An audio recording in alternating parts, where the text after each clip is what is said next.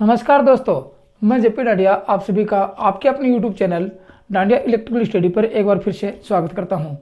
दोस्तों, आज के इस वीडियो में देखेंगे कि पॉलीफेज सिस्टम क्या होता है। पॉलीफेज में single phase, two phase, three phase, इनके बारे में पढ़ेंगे। और दोस्तों, इससे पिछले जो चैप्टर पढ़ा था वो था अपना एसी फंडामेंटल, जिसमें आप लोगों ने एसी की संपूर्ण जानकारी प्राप्त की। एसी कैसे उत्पन्न होती है, किस प्रकार साइन वेव होता है, आरएमएस, पीक वैल्यू या एवरेज वैल्यू, फिर आरएलसी सर्किट, एसी के संपूर्ण परिपथों का अध्ययन किया। और दोस्तों, मुझे आशा है कि आपको वो चैप्टर पसंद आया होगा और आप लोग अच्छी तरह समझ गए होंगे। फिर भी उस चैप्टर में यदि आपको किसी प्रकार की कोई समस्या उत्पन्न हुई हो या फिर मैंने ऐसा कोई टॉपिक छोड़ दिया हो जो मेरे ध्यान में नहीं हो और आपको पढ़ा नहीं गया हो, तो आप कमेंट्स में जरूर लिख के जरूर मेरे को जरूर बताना कि सर यहाँ पे ये इतनी बड़ी भूल हो गई है, तो मैं उसका सुधार करके आपको दोबारा उसका अध्ययन करवाऊंगा। तो उस टॉपिक कंप्लीट होने के बाद, उस सिंगल फेज या एसी फंडामेंटल को कंप्लीट होने के बाद आज देखेंगे पॉलीफेज सिस्टम क्या होता है। एसी पढ़ने के बाद उस एसी के फेज पढ़ेंगे और कुछ नहीं, बस एसी के फेज पढ़ेंगे, फेजों की प्रणाली पढ़ेंगे। तो इस पॉलीफेज को क्या कह सकते हैं हिंदी में? पॉलीफेज को कहेंगे बहुफेज प्रणाली, बहुकला प्रणाली कहते हैं। तो बहुकला प्रणाली में अपने इंडिया में देखा जाए तो तीन ही फेज उपयोग होते हैं। सिंगल फेज होता है, टू फेज होता है और थ्री फेज होता है। मतलब एकल कला, द्विकला और त्रिकला प्रणाली का प्रयोग करते हैं। इससे अधिक प्रणाली का प्रयोग नहीं करते हैं। क्यों नहीं करते हैं वो इस चैप्टर में आगे वर्गीकरण होगा कि सिक्स फेज का प्रयोग क्यों नहीं किया, चार फेज का प्रयोग क्यों नहीं किया, उसका आगे अध्ययन आएगा। तब तक आप ये पढ़ते हैं कि पॉलीफेज सिस्टम होता क्या है और क्यों पॉलीफेज सिस्टम की आवश्यकता होती है। तो आज पढ़ रहे हैं पॉलीफेज सिस्टम।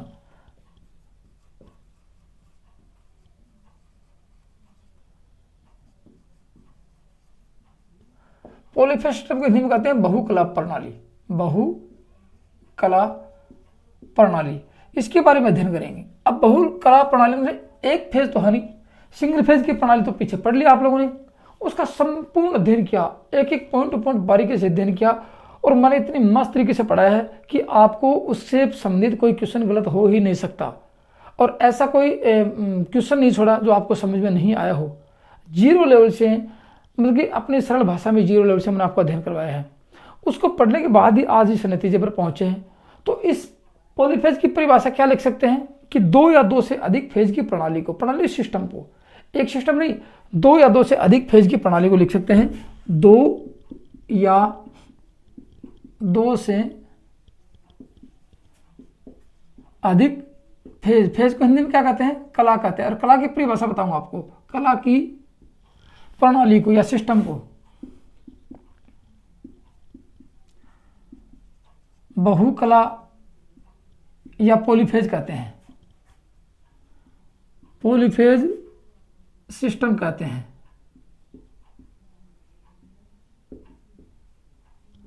अब अपन कितने प्रयोग करेंगे? अपन दो फेज से अधिक सिस्टम प्रयोग करेंगे। सिंगल फेज का नहीं करेंगे, सिंगल फेज का पढ़ लिया, मैं आपको फिर भी बताऊंगा सिंगल फेज कहां प्रयोग होता है। अब बात है, देखो, सिंगल फेज एक अपने पॉलीफेज में नहीं आता है, तो इसमें कितने आएंगे? अपने इंडिया की देखा जाए तो यहाँ टू फेज सिस्टम आएगा और थ्री फेज सिस्टम आएगा। तो अपन दो सिस्टम की बात करेंगे, एक टू फेज सिस्टम की बात करेंगे और थ्री फेज सिस्टम की बात करेंगे। होता क्या है और किस प्रकार इसका, मतलब कि इसको जनरेट कर सकते हैं और किस प्रकार इसको उत्पन्न करते हैं।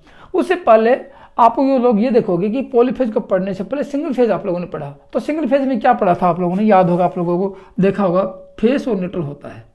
क्या होता है? फेज और न्यूट्रल होता है। एक फेज होता है, एक न्यूट्रल होता है, उसको कहते हैं सिंगल फेज प्रणाली। अब किस प्रकार इसको उत्पन्न किया था ये भी आप लोग पढ़ चुके हो, चुंबकत्व के चैप्टर में मैंने पढ़ाया था। फिर भी आप लोगों को याद ताज़ा करवाऊंगा और बताऊंगा, रिवीजन करवाऊंगा आप लोगों को। अब ये कह सकते हैं कि सिंगल फेज में वोल्टेज का मान कितना होता है? 230 वोल्टेज स्टैंडर्ड होता है। प्रमाणित कितना होता है? 230 वोल्टेज प्रमाणित होता है। ये याद रखने वाली बात है। कभी कभी किसी किताब में आपको 220 भी मिल जाएगा, 240 भी मिल जाएगा। स्टैंडर्ड कितना होता है? 230 होता है। और सारे प्रत्येक इक्विपमेंट की बात आती है, वहाँ 220 वोल्टेज पे काम करने वाले इक्विपमेंट होते हैं। तो ये तो थी बात। इसमें क्या मिलेगा? फेज और न्यूट्रल मिलेगा। वो फेज न्यूट्रल आपको वहाँ भी मिलेगा, टू फेज सिस्टम में मिलेगा और थ्री फेज सिस्टम में मिलेगा। अब देखो, इस सिंगल फेज की बात करें, ये सिंगल फेज प्रणाली उत्पन्न कैसे होती है? सिंगल फेज प्रणाली जैसे उत्पन्न होगी उसी प्रकार थ्री फेज प्रणाली उत्पन्न होगी। मैं आपको बताऊं, आप लोगों ने देखा होगा, मैंने आपको चुंबकत्व का चैप्टर पढ़ाया, तब आपको याद हो गया, आपने ध्यान दिया होगा कि फैराडे ने विद्युत चुंबकीय प्रेरण के नियम में क्या बताया था आप लोगों को। उसने ये बताया, जब किसी चालक तार को किसी चुंबकीय क्षेत्र में रखकर घुमाया जाता है या किसी फ्लक्स परिवर्तन में किसी चालक तार को रखा जाता है तो वह चालक तार उन चुंबकीय बल रेखाओं का छेदन करता है, जिसके कारण उस चालक तार में ईएमएफ उत्पन्न होता है। ये क्या था? ये फैराडे का विद्युत चुंबकीय प्रेरण का नियम था। और उसमें एक कॉइल में ईएमएफ उत्पन्न, एक कॉइल के दो सिरे होंगे, एक कॉइल में उसका पीक वोल्टेज होगा, एक कॉइल पे उसका जीरो मान होगा। तो जीरो जहाँ पे जिस कॉइल के जिस भाग में जीरो होगा वहाँ उसको न्यूट्रल मानेंगे, और जिस भाग पे उसका अधिकतम मान था उसको फेज मानेंगे। तो फेज की परिभाषा क्या थी कि एसी का मान, मैंने आपको यही बताया था, फेज की परिभाषा आपने देखी होगी, फेज कला की परिभाषा मैंने आपको बताई थी कि एसी का मान एवं प्रवाह दिशा, एसी का मान ये अधिकतम है, प्रवाह दिशा ये प्लस है और ये माइनस है।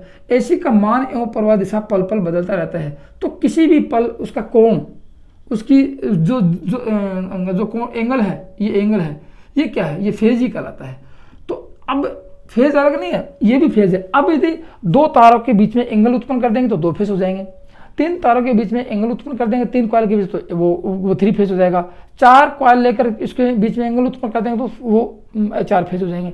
कहने का मतलब एक कॉइल रखेंगे तो उसका कोई एंगल नहीं है, ये दो कॉइल उसी फैराडे के नियमानुसार रखेंगे तो आपको क्या लेना पड़ेगा? एंगल देना पड़ेगा। उस एंगल के अनुसार ही वोल्टेज उत्पन्न होंगे और वो फेज उत्पन्न होंगे।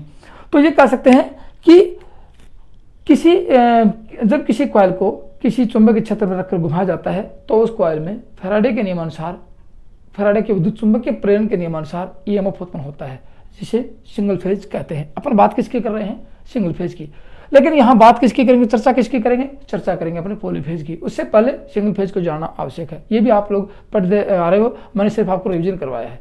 तो फैराडे के नियमानुसार जो ईएमएफ उत्पन्न होगा, ये भी आप लोगों ने देखा था, याद होगा, कैसा होगा? एसी होगा। इसका मतलब आप लोग चाहे डीसी जनरेटर का उपयोग करो चाहे एसी जनरेटर का उपयोग करो इस सिस्टम को बनाने के लिए, तो आपको विद्युत कैसे मिलेगी? आपको विद्युत एसी मिलेगी। आप लोगों ने देखा होगा डीसी जनरेटर का, आपने अध्ययन किया, देखा था आप लोगों ने, क्या देखा था कि डीसी जनरेटर के आर्मेचर में भी एसी उत्पन्न होती है। फिर आप लोगों ने डीसी मोटर का अध्ययन किया तो वहां भी क्या था कि डीसी मोटर को आर्मेचर को भी एसी मिलती है। इसका मतलब एसी उत्पन्न होती है, डीसी को सिर्फ कन्वर्ट किया जाता है। तो डीसी का उत्पन्न करने वाला साधन तो बैटरी है, बैटरी से डीसी का साधन कर सकते हैं, लेकिन बाद में उसको कन्वर्ट ही की जाती है। जैसे कम्यूटेटर का प्रयोग करते हैं, रेक्टिफायर का प्रयोग करते हैं, उसके द्वारा क्या कर सकते हैं? उस एसी को आसानी से डीसी में कन्वर्ट कर सकते हैं। तो ये तो थी बात आपकी, मैंने आपको थोड़ा इंट्रोडक्शन दिया कि एसी कैसे उत्पन्न कर सकते हैं और सिंगल फेज कैसे उत्पन्न होता है। अब बात करेंगे टू फेज प्रणाली की, द्विकला प्रणाली की बात करेंगे। तो याद रखना द्विकला प्रणाली में क्या क्या देखेंगे? देखो ये पढ़ेंगे द्विकला प्रणाली, गौर से सुनते जाना, टॉपिक ज्यादा लंबा चौड़ा नहीं है। ये अपना पॉलीफेज का टॉपिक ज्यादा लंबा चौड़ा 5 से 7 वीडियो के लगभग बनेंगे और 2-4 दिन में कंप्लीट होगा, 2 या 4 दिन में कंप्लीट हो जाएगा, ऐसा कोई लंबा चौड़ा नहीं है। द्विकला प्रणाली में पढ़ेंगे टू फेज सिस्टम। और दोस्तों टू फेज सिस्टम हो, 3 फेज सिस्टम हो, पॉलीफेज सिस्टम हो, एग्जाम में एक क्वेश्चन अवश्य पूछा जाता है। पॉलीफेज मोटर पढ़ोगे वहां भी पॉलीफेज प्रणाली का अध्ययन होगा। ट्रांसफार्मर पढ़ेंगे 3 फेज का, वहां भी पॉलीफेज प्रणाली का ही अध्ययन होगा। सिंगल फेज मोटर पढ़ेंगे वहाँ सिंगल फेज प्रणाली का अध्ययन होगा। तो ये जो प्रणालियाँ, ये जो एसी का chapter, 2 phase system, 3 phase system, ये सब क्या है? ये एसी मशीनों पर ही आधारित, एसी मशीनों का वर्गीकरण इनके आधार पर ही होता है। इसलिए ये दोनों के दोनों प्रणाली जब तक नहीं पढ़ेंगे, द्विकला और त्रिकला, तब तक एसी मशीनों का अध्ययन नहीं किया जा सकता। ये तो बात इनकी। अब देखो मैं आपको बताऊँ टू फेज सिस्टम। अब देखो एक ही चीज़ आती है, फेज क्या होता है? देखो फेज को, ये कलाई तो होते हैं, फेज कौन होता है? ये फाई कौन होता है? फेज क्या था? कौन होता है? ये फाई क्या था? फाई आपने कोस फाई लिखा था, कोस फाई। ये क्या था? फाई क्या था? कोस था दो राशियों के बीच में करंट वोल्टेज के बीच का कोण था, कौन था? ये भी कोण ही है। तो उस कोण को, एंगल को क्या कहते हैं? एसी अपने एंगुलर कोण के साथ चलती है तो उस एंगल को क्या कहते हैं? कोण कहते हैं, उसको कला कहते हैं, फेज कहते हैं। तो ये फेज का सिंबल है। तो 2 फेज लिखेंगे तो ऐसे लिखेंगे, 3 फेज लिखेंगे तो ऐसे लिखेंगे, सिंगल फेज लिखेंगे तो ऐसे लिखेंगे, 6 फेज लिखेंगे तो ऐसे लिखेंगे, सिर्फ ओनली पीछे संख्या होगी। ठीक है, ये तो था इनके फेज का मान। ये याद रखने वाली बात आ गई कि फेज को कैसे दर्शाएंगे। तो मैं जब भी आपको लिखूं कि 2 फेज देखा है, ये आगे मैंने इसके पीछे 2 लगा दिया, इसका मतलब ये फेज दर्शाया गया है। तो अब यहां कैसे लिख सकते हैं? 2 फेज सिस्टम, ये भी लिख सकते हैं। तो इसमें चौंकने वाली बात नहीं कि सर आपने पीछे नाम लिखा, अब क्या लिख दिया, ये है। अब इसमें क्या लिखेंगे? इसमें मैंने आपको बताया था कि जैसे ये कोई एक चुंबकीय क्षेत्र रहते हैं, फैराडे के नियम सिद्ध करके दिखाता हूं आपको मैं। यहां एक कॉइल ले लिया आप लोगों ने, ये एक कॉइल लिया आप लोगों ने, एक कॉइल को आपने घुमाया, एंगुलर कोण पे घुमाया, तो ये कॉइल क्या करेगी, ये N है और ये S है, इसमें चुंबकीय फ्लक्स ऐसे प्रवाहित है, इस चुंबकीय फ्लक्स को काटेगी और इसमें EMF उत्पन्न होगा, जिसको कहते हैं सिंगल फेज सिस्टम। इसमें सिंगल यहाँ P होगा, यहाँ N होगा, ये बदल के उठ के यहाँ जाएगी, तो यहाँ ये घूम के आएगी A सिरे में और ये B सिरे में, तो यहाँ B पे क्या है, N, B सिरा इधर जाएगा और A इधर आएगा, तो A पे क्या चलेगा, N चला जाएगा, यहाँ P हो जाएगा, ये बदलता रहेगा, इसको कहेंगे सिंगल फेज सिस्टम। लेकिन अपन बात किसकी कर रहे हैं, टू फेज सिस्टम की। थ्री फेज की भी करेंगे। टू फेज सिस्टम में क्या है कि दो कॉइलें प्रयोग करेंगे, लेकिन अब याद रखना, टू फेज सिस्टम हो, थ्री फेज सिस्टम हो, चार तार सिस्टम हो, अब ये एक चक्र होगा, यहाँ से ये माना कि ए सिरा है, ये घूम के इधर आएगा ऐसे, ये ए जब तक घूम के यहाँ तक नहीं आएगा तब तक एक चक्र पूरा नहीं होगा। आप लोग जानते हो कि एक चक्र, ये एक चक्र होता है, ये पूरा, ये 0 डिग्री, फिर घूमते घूमते आते हैं, यहाँ से घूमते घूमते आते हैं, तो यहाँ 360 डिग्री, मतलब 0 से 360 डिग्री का एक चक्र पूरा होता है। क्या कह सकते हैं, एक चक्र पूरा हो गया। जैसे यहाँ ये 0 डिग्री थी, 90 डिग्री, 180 डिग्री, 270 डिग्री और ये 360 डिग्री, ऐसी 360 डिग्री पर अपन एक चक्र पूरा करती है। गौर से सुनना, तो इसी एक चक्कर में, ये तो चक्कर है, इसी एक ही चक्कर में दो कॉइल लगाएंगे, इसी एक ही चक्कर में 3 कॉइल लगाएंगे, सेंटर तो उसका ये रहेगा, तो यही तो होगा सर्किल पूरा। इस सर्किल में तो 360 डिग्री का सर्किल होगा। इसमें यदि आप 2 फेज पैदा करना चाह रहे हो, 3 फेज पैदा करना चाह रहे हैं, 6 फेज उत्पन्न करना चाह रहे हैं, तो क्या होगा, वहां पे जितने फेज होंगे उनमें उनका 360 में भाग दे दिया जाएगा। जैसे आप पूछोगे सर 2 फेज प्रणाली का प्रयोग कर रहे हैं तो 2 कॉइलें रखेंगे अपने यहाँ पे, तो कितनी डिग्री के अंतर पर रखेंगे उनको, ये बहुत काफी बार प्रश्न खड़ा हो जाता है कि 2 फेज सिस्टम में दोनों फेजों के बीच में कोण का मान कितना होगा, 3 फेज सिस्टम में प्रत्येक फेज के बीच में कोण का मान कितना होगा, 6 फेज सिस्टम में प्रत्येक कोण के बीच में मान कितना होगा। ये आप काफी बार पूछा जाता है। जैसे पॉलीफेज की मोटर, 3 फेज इंडक्शन मोटर की बात करें, 3 फेज इंडक्शन मोटर में वाइंडिंग करते हैं स्टार्टर में, तो प्रत्येक वाइंडिंग के बीच में कोण का मान कितना रखा जाएगा, कितने के बाद, 3 फेज के बाद, तो क्या करेंगे, उस 3 फेज का 360 में भाग दे देंगे। 6 फेज की बात करेंगे तो कितनी फेज की बात की, 6 की, 360 में 6 का भाग दे देंगे। तो क्या हो सकता है, उस कोण को ज्ञात करेंगे। पॉलीफेज सिस्टम में कोण को ज्ञात किया जाता है, ये एंगल को ज्ञात किया जाता है, तो क्या होता है, 360 में उस फेज का भाग दे देते हैं। फेज का भाग, कितने फेज की बात है, फेजों की संख्या का भाग देते हैं। अब मान लें कि अपना बात किसकी कर रहे हैं, 3, ये अपने बात कर रहे हैं 2 फेज की, 2 फेज बराबर कितना होगा, ठीक। अब आगे आप कहोगे सर 180 डिग्री, चलो 180 की बात करते हैं। यहाँ 180 आया, लेकिन 180 की बात की 2 फेज सिस्टम में आपको थोड़ा सा गहराई से बताऊंगा। 180 डिग्री पर जैसे ये कॉइल है, ये कॉइल सीधे यहाँ तक है, ये कॉइल सीधे यहाँ तक है, तो इस कॉइल के पैरेलल में 180 डिग्री रखा, लेकिन ये तो फेज और ये न्यूट्रल, ये फेज ये न्यूट्रल, तो फेज तो ये होगा ना, ये फेज ये होगा, इन दोनों में फेज है, ये न्यूट्रल है, इन दोनों में फेज है, जैसे इसमें फेज उत्पन्न होगा। अब इसमें देखो, जैसे ये सिरा इस एन पोल के संपर्क में, इसमें अधिकतम है, ये सिरा घूम के इधर आएगा, इधर आएगा, इसमें अधिकतम है, लेकिन इन दोनों में तो क्या रहेगा, 0 रहेगा। तो फेज कितने हैं, 2, यहाँ से यहाँ तक का फेज कितने हैं, 2, तो इन दोनों के बीच में कोण का मान कितना है, 90 डिग्री। इसलिए कह सकते हैं 2 फेज में 2 कॉइलों के बीच में कोण का मान कितना होगा, 90 डिग्री का रखा जाएगा। 180 डिग्री पे कॉइल स्थापित करेंगे, लेकिन इनके सिरे देखो, तो ये नहीं कह सकते कि दोनों कॉइलों, 2 फेजों के बीच में 180 डिग्री का कोण होगा, ये कह सकते हैं 2 फेजों के बीच में पूछा जाएगा। ये 2 फेज ये है, यहाँ तो 0 है, देखिए यहाँ फेज का मान है, यहाँ फेज, यहाँ न्यूट्रल है, तो इन दोनों फेजों के बीच में कोण का मान कितना रहेगा, 90 डिग्री। इसलिए कह सकते हैं क्या कि 2 फेज सिस्टम में मशीन के आर्मेचर पर 2 कॉइलें 90 डिग्री की विद्युतिक दूरी पर स्थापित की जाती हैं। कितने डिग्री पर, 90 डिग्री पर। याद रखने वाली बात है कि तो 2 फेज सिस्टम की पूरी पासावल आपको लिख के दिखाऊं, 2 फेज सिस्टम की परिभाषा लिख के दिखाऊं, तो क्या लिख सकते हैं कि यहां से लिखें, देखो परिभाषा लिखेंगे, 2 फेज प्रणाली में, 2 फेज सिस्टम में या प्रणाली में एक ही बात है, 2 फेज सिस्टम में मशीन जहां उत्पन्न करेंगे, किस में करेंगे, आर्मेचर या एसी जनरेटर होगा या डीसी जनरेटर होगा, आर्मेचर पर, मशीन में लिख दें, मशीन के आर्मेचर लिख दो, मशीन के आर्मेचर पर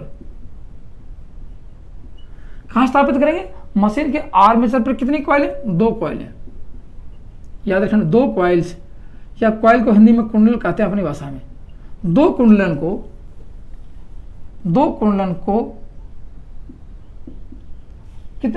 को कितने डिग्री पर, 90 डिग्री दूरी पर, 90 डिग्री वैद्युतिक। देखो डिग्रियां 2 होंगे आपके पास, बताऊंगा, एक तो वैद्युतिक होती है, एक मैकेनिकल होती है, इसी चैप्टर में आएंगे दोनों आगे। 90 डिग्री वैद्युतिक डिग्री पर रखा जाता है, याद रखना, मैकेनिकल वैद्युतिक डिग्री पर रखा जाता है। 90 डिग्री वैद्युतिक पर स्थापित की जाती हैं। अब आप ये कहोगे सर आपने तो 360 में भाग देना फेजों की संख्या लिखा है, तो मैंने आपको अभी बताया था कि 360 में 2 का भाग देते हैं तो 180 आता है। लेकिन दोनों कॉइलों के सिरे तो देखो, फेज की बात की है, 2 फेजों की बात की है, तो वहाँ 90 डिग्री आएगा। तो लिख सकते हैं कि इन दोनों कॉइलों के बीच में कितने डिग्री का अंतर होगा, 90 डिग्री का होगा। अब दोनों कॉइलों के सिरे कहाँ जोड़ेंगे, दोनों कॉइलों के सिरे स्लिप रिंग से जोड़कर, दोनों कॉइलों के सिरे स्लिप रिंग से जोड़कर, दोनों कॉइल्स के सिरे स्लिप रिंग। अब स्लिप रिंग क्या है, स्लिप रिंग से संयोजित कर बाहर प्राप्त किए जाते हैं, बाहर ईएमएफ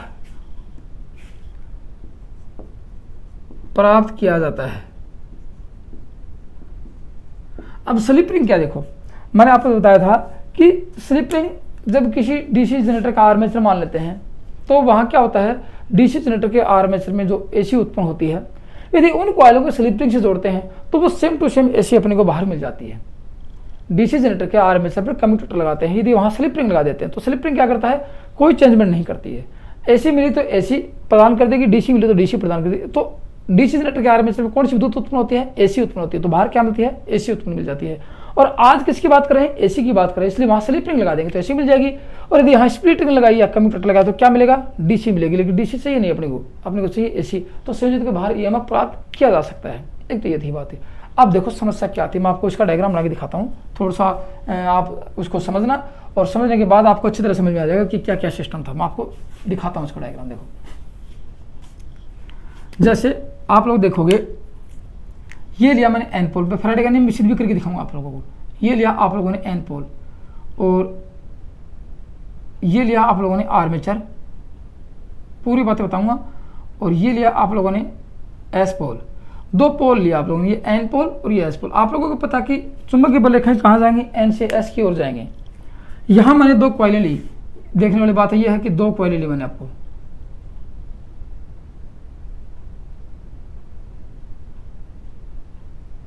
एक ये,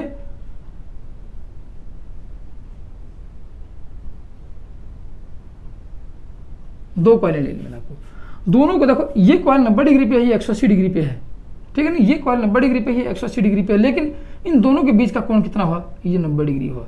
इनके बीच में 90 डिग्री का, इनके बीच में 90 डिग्री का, यहाँ 90 डिग्री का, तो कितने हो गए, 90 कुल मिलाकर 360 डिग्री का कोण होगा। तो अपने को एक सेकंड में चाहिए कितने, 360 डिग्री का कोण चाहिए अपने को।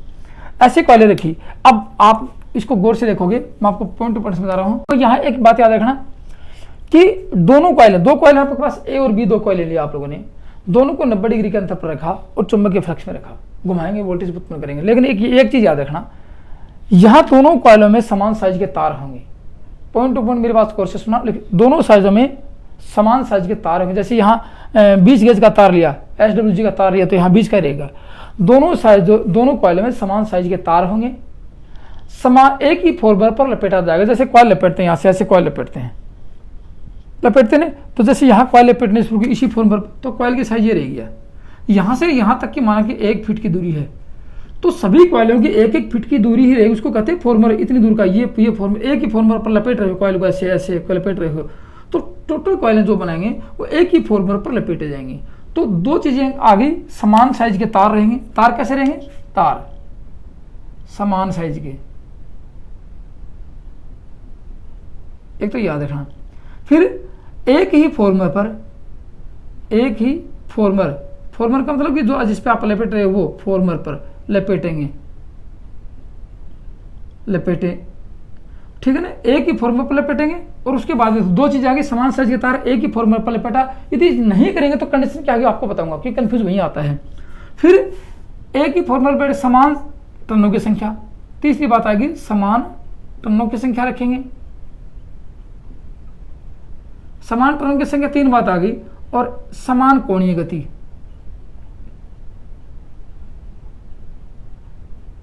यदि ये चीजें समान होंगी तो समान तो ईएमएफ उत्पन्न होगा। अब आप पूछोगे सर ये क्या होगा, तार की साइज समान नहीं होगी, ईएमएफ पर प्रभाव पड़ेगा, एक इंपेडेंस रेशियो पर प्रभाव पड़ेगा, उसके याद रखना। और इसमें आप लोग इसमें इंपेडेंस रेशियो और वोल्टेज पर प्रभाव पड़ेगा। एक ही फॉर्मर पर नहीं लपेटेंगे तो कॉइल की वेवलेंथ पर अंतर पड़ेगा। जैसे वोल्टेज उत्पन्न होता है एसी वाला, जैसे आपको बताऊं क्या फर्क पड़ेगा। जैसे यहाँ एक कॉइल में ये वोल्टेज उत्पन्न हुआ, एक कॉइल में क्या होगा, सेम यही उत्पन्न होना चाहिए था लेकिन होगा नहीं। यदि एक ही फॉर्मूले पर नहीं लपेटेंगे तो ऐसे तो ये बराबर हो जाएगा, यहाँ दूरी इसकी चली जाएगी या फिर इसकी यहाँ पे आ जाएगी, तो समान वेवलेंथ समान नहीं होगी। तो यहाँ पे क्या होगा, यहाँ पे इंपीडेंस रेशियो पर प्रभाव पड़ जाएगा, वोल्टेज पर प्रभाव पड़ जाएगा, यहाँ इसकी वेवलेंथ में अंतर हो जाएगा।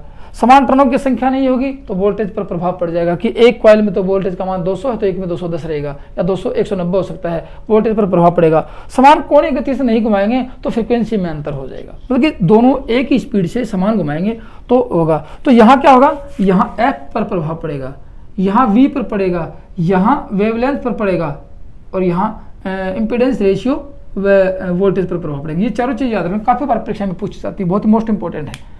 तो सभी जैसे सिस्टम करेंगे, एक नहीं दो नहीं तीन, जो भी सिस्टम करेंगे एक फेज को छोड़कर बाकी सब में ये चारों कंडीशन समान रखी जाएगी। चारों स्थिति समान, 3 कॉइल लेंगे तो तीनों में ये स्थिति समान रखी जाएगी, 4 लेंगे तो चारों में समान रखी जाएगी, 6 लेंगे तो 6 में समान रखी जाएगी। ये याद रखने वाली बात है। तो इनको नोट लगा लिख लेना कि दोनों कॉइल में समान साइज के तार होंगे, दोनों कॉइलें एक ही फॉर्मूला पर लपेटी जाएंगी, दोनों कॉइलों में टर्नों की संख्या समान रहेगी और दोनों कॉइलों को समान कोणीय गति से घुमाएंगे। ऐसा नहीं करेंगे तो इस समान कोणीय गति से नहीं घुमाएंगे तो फ्रीक्वेंसी चेंज हो जाएगी दोनों की। समान टर्नों की संख्या नहीं रखेंगे तो वोल्टेज में अंतर हो जाएगा। एक ही फॉर्मूला पर नहीं लपेटेंगे तो उसकी वेवलेंथ में अंतर हो जाएगा और तार की साइज समान नहीं रखेंगे तो इंपीडेंस रेशियो व वोल्टेज में प्रभाव अवश्य पड़ जाएगा। ये आप लोग इसमें लिख लेना। आगे अब इसकी चर्चा करते हैं। देखो ये फेज है, इसकी बात करते हैं। ये फेज अपनी मेच्योरिटी पे है। देखो इसमें मैंने आपको जो सिरा एन पोल के संपर्क में रहेगा वो अधिकतम ईएमएफ लेके आएगा। मान लीजिए कि इसमें क्या होगा, आप मैं उसको वेवलेंथ बना के दिखाता हूँ। जैसे एक कॉइल की बात करें, ये है, यहाँ से इसने अधिकतम मान लिया, ये अधिकतम मान पे आ गया, इसे ये अधिकतम मान पे आ गया। अब ये क्या है, ये 90 डिग्री दूर है, तो इसमें जो ये अधिकतम होगी, ये कॉइल इधर घूमेगी, ऐसे आएगी तो ये ऊपर उठेगी, ये कॉइल फिर यहाँ आएगी, ये ऊपर उठेगी, यहाँ पहुँच जाएगी, ये इधर जाएगी, ये ऊपर उठ के आएगी। लेकिन ये सिरा उठ के यहाँ आएगा तो ये इधर चला जाएगा, ये इधर चला जाएगा, तो इसमें वोल्टेज का मान बन जाएगा। तो ये कह सकते हैं कि ये तो है आपका एक फेज। गौर से देखना मेरी बात, मैं आपको पॉइंट बहुत अच्छी बात बताने वाला हूँ। ये क्या है, ए में ईएमएफ, एक कॉइल में ईएमएफ है। ये क्या है, एक कॉइल में ईएमएफ अधिकतम वोल्टेज है। यहाँ पे ये प्लस की दिशा है, ये माइनस की दिशा है, ये जीरो यहाँ पे देखो, ठीक है ना। अब उसके बाद बात कर रहे हैं कि यदि ये जीरो, ये 90 डिग्री पे आ गया, यहाँ पे ये क्या आ गया, ये 90 डिग्री पे आ गया, तो ये 90 पे है तो ये 180 पे है, यहाँ पे 180 डिग्री पे रहेगा, ठीक है ना। ये 90, इसके 90 दूर यहाँ पर रहेगा। अब दूसरे को इसके 90 डिग्री से इसने 91 डिग्री दूरी की तो इसका वोल्टेज घटना शुरू हो जाएगा, इसमें वोल्टेज बढ़ना शुरू, ये इसके पास आने की कोशिश करेगा, ये इसके पास जाएगा और ये इधर जाएगा, ये इसके पास जाएगा, ये इधर जाएगा, तो ये यहाँ पहुँच जाएगा, ये यहाँ पहुँच जाएगा। ये जो यहाँ से ऊपर उठेगा तो वोल्टेज बढ़ना शुरू हो जाएंगे यहाँ पे, क्योंकि ये कॉइल इसके चुंबकीय फ्लक्स को काटना शुरू कर देगी। तो 90 डिग्री यहाँ से होगी, ये नीचे की वोल्टेज आएगा, ये इधर, ये ऐसे जाएगा, ये नीचे की तरफ आएगा, ये ऐसे जाएगा, ये नीचे की तरफ आएगा, ये ऐसे जाएगा। तो इसमें क्या होगा, यदि ये सिरा यहाँ पहुँच जाता है, ये सिरा, तो ये बी सिरा यहाँ पर पहुँच जाएगा, बी सिरा पहुँचेगा, इसमें ईएमएफ का मान अधिक हो जाएगा। तो ये क्या होगा, 90 डिग्री दूरी पे, यहाँ 90 180, फिर यहाँ 270 डिग्री आ गई, ये 270 डिग्री। गौर से सुनना मेरी बात, ठीक है ना। तो यहाँ क्या होगा, इसका मान 180 डिग्री पे अधिकतम होगा, 180 डिग्री पे सबसे अधिक होगा। लेकिन यहाँ इसका 180 डिग्री पे जीरो होगा, इसका 180 डिग्री सबसे अधिक होगा। लेकिन इसका मान यदि जो आगे ये कॉइल उठ के आगे, ये सिरा इसको उठ के जाएगा तो इसमें ईएमएफ का मान अधिक होता चला जाएगा, इसमें घटता चला जाएगा। ये आ गया इधर और इसका मान पहुँच गया अधिकतम, ये यहाँ पे पहुँच गया अधिकतम, ये जीरो हो गया। तो क्या होगा, 90 डिग्री पर एक कॉइल में ईएमएफ का मान जीरो रहेगा, एक कॉइल में ईएमएफ का मान अधिकतम रहेगा, एक कॉइल में जीरो रहेगा, एक कॉइल में ईएमएफ का मान अधिकतम रहेगा। फिर ये कंडीशन आ गई यहाँ पे, और ये इन दोनों के प्रत्येक बीच में यहाँ क्या है, 90 डिग्री का अंतर है, यहाँ क्या है 90 डिग्री का अंतर है, यहाँ क्या है 90 डिग्री का अंतर है, यहाँ क्या है 90 डिग्री का अंतर है, प्रत्येक में 90 डिग्री का अंतर है। यहाँ क्या होगा, 90 डिग्री का अंतर होगा। ये तो थी बात। तो अब गौर से सुन, एक बात हो रहेगी आपके सामने, क्योंकि बहुत ही मोस्ट इंपॉर्टेंट आने वाली है कि ये यहाँ तक देखो, ये यहाँ से यहाँ तक कितना है, टी समय, एक चक्कर का समय है।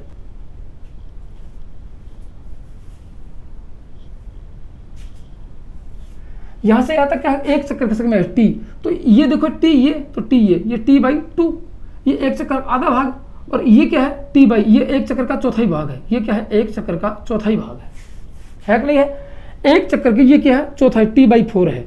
और ये यहाँ से ये एक चक्कर का ये एक तिहाई भाग है। तो देखने वाली बात ये आती है कि यहाँ से एक फेज में ईएमएफ का मान अधिक था, तो दूसरा फेज कितनी देर विलंब चला, कितने समय के अंतराल के बाद चला है, या मतलब विलंब से चल रहा है। काफ़ी बार प्रश्न आता है दो फेज प्रणाली में दो फेजों के बीच में कितने समय का अंतराल होता है, या दूसरा फेज कितने समय अंतराल के से विलंब हो रहा है, कितने समय अंतराल के बाद चला है, कितने समय अंतराल के बाद उसमें ईएमएफ उत्पन्न होना शुरू हुआ है। तो उन दोनों के मान में उन दोनों के बीच समय अंतराल का कितना विलंब हो रहा है, विलंब की देरी कितनी हो रही है। तो देरी कितनी है, T/4 समय के चौथे भाग की देरी हो रही है। तो यहाँ नोट लगाने वाली बात आ गई, क्या आ गई, ये लिख सकते हैं यहाँ पे इस टू फेज सिस्टम में ये लिखेंगे कि EA, ये E है और ये क्या है, EB है, ये EB है। तो EA से EB, गौर से सुना, EA से EB कितने समय के अंतराल पर है, T/4 समय के चौथे भाग, T/4 या चौथा, ये आगे चौथा भाग, T/4 समय अंतराल,